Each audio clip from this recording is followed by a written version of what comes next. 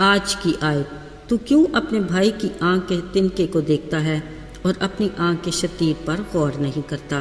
متی 7 باب 3 آیت۔ عزیزو، ایک ٹیچر نے سفید چارٹ کے ایک کونے پر بلیک مارکر سے ایک چھوٹا سا پوائنٹ لگایا، پھر اپنے آگے بیٹھے گروپ کو کہا، سب اسے غور سے دیکھیں اور مجھے اس چارٹ کے بارے میں بتائیے۔ سب نے چارٹ کو بغور دیکھا، پھر گروپ میں تقریباً سب نے ٹیچر کو بتایا، میڈم وہ کونے میں بلیک مارکر کا ایک چھوٹا سا پوائنٹ دکھائی دیتا ہے، بس، اور تو کچھ بھی نہیں۔ چلیے مان لیا، اب آپ مجھے بتائیے اس سفید چارٹ کے بارے میں آپ کیا کہیں گے؟ یقیناً ہم سب کا بھی یہی جواب ہوگا۔ جواب ٹھیک بھی ہے، پر حیرت اس بات کی ہے کہ صاف چارٹ کسی کو نظر نہیں آ رہا، مگر کونے میں لگا چھوٹا سا بلیک پوائنٹ سب کو دکھائی دے رہا ہے۔ عزیزو، اصل میں یہ ہے انسانی سوچ کی مثال۔ ہمیں مثبت کچھ دکھائی نہیں دیتا، مگر منفی فوراً سے ہماری نگاہ میں آ جاتا ہے۔ یعنی ہمیں دوسرے کی خوبیاں کم نظر آتی ہیں، مگر کوئی ایک بھی خامی ہو ہمیں فوراً سے دکھائی دیتی ہے۔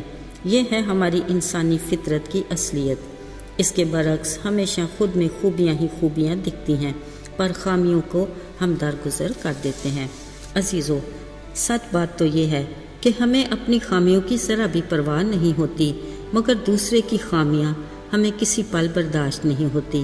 اس بارے خدا کے کلام میں یوں لکھا ہے، تو کیوں اپنے بھائی کی آنکھ کے تنکے کو دیکھتا ہے اور اپنی آنکھ کے شتیر پر غور نہیں کرتا؟ جب تیری ہی آنکھ میں شتیر ہے تو اپنے بھائی سے کیوں کر کہہ سکتا ہے کہ لا تیری آنکھ میں سے تنکا نکال دوں؟ اے ریاکار، پہلے اپنی آنکھ میں سے تو شتیر نکال، پھر اپنے بھائی کی آنکھ میں سے تنکے کو اچھے سے دیکھ سکے گا۔ عزیزو، یہ ہے ہماری فطرت، ہماری ریاکاری اور ہماری اصل اوقات، جس کی تصویر کشی خدا کے کلام میں کی گئی ہے۔ ہم دوسرے پر فوراً انگلی اٹھاتے ہیں، مگر یہ بھول جاتے ہیں کہ میری ہی 3 انگلیاں خود میری طرف اشارہ کر رہی ہوتی ہیں۔ ہم فوراً سے اپنے تو جج بن جاتے ہیں، مگر دوسرے کے وکیل بن کر سچ جھوٹ کے طویل سلسلے شروع کر دیتے ہیں۔ اس طرح کا رویہ خدا کو ناپسند ہے، اور ایسا سلوک خدا کے کلام میں بھی اس کی ممانعت ہے۔ یقیناً ہمیں اس فریسی کی دعا یاد ہوگی جو ہیکل میں کھڑا یوں دعا کر رہا تھا کہ اے خدا، میں اس محصول لینے والے کی طرح نہیں، میں روزے رکھتا ہوں، دایکی بھی دیتا ہوں، شریعت کے احکامات پر بھی عمل کرتا ہوں۔ غرض اس نے خدا کے حضور جتنی اپنی خوبیاں تھیں گنوا دیں، مگر بیچارہ محصول لینے والے نے اتنی بھی ہمت نہیں کی کہ اپنی آنکھ اور ہاتھ آسمان کی طرف اٹھا سکے، بلکہ دور کھڑا چھاتی پیٹ کر کہنے لگا، اے خدا مجھ پر رحم کر۔ ذرا سوچئے، کیا خدا ان دونوں کے دلوں کو نہیں جانتا؟ کیا اس کی نگاہ سے کچھ پوشیدہ ہے؟ کلام مقدس میں لکھا ہے، ان دونوں میں سے محصول لینے والا راست باز ٹھہر کر اپنے گھر گیا۔ آئیے ذرا سوچتے ہیں کہ ہم ان دونوں میں سے کس کردار کے مالک ہیں۔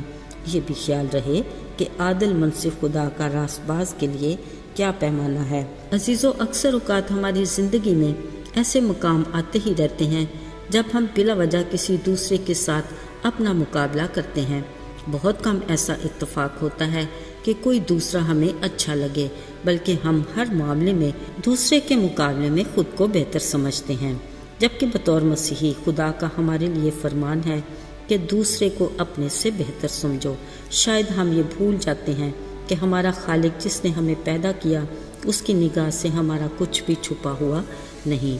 عزیزو، خدا کے بندے داؤد نے اپنے زبور میں کہا، اے خداوند، تو نے مجھے جانچ لیا اور پہچان لیا، تو میرا اٹھنا بیٹھنا جانتا ہے، تو میرے خیال کو دور سے سمجھ لیتا ہے، تو میرے راستے کی اور میری خوابگاہ کی چھان بین کرتا ہے، اور میری سب روشوں سے واقف ہے۔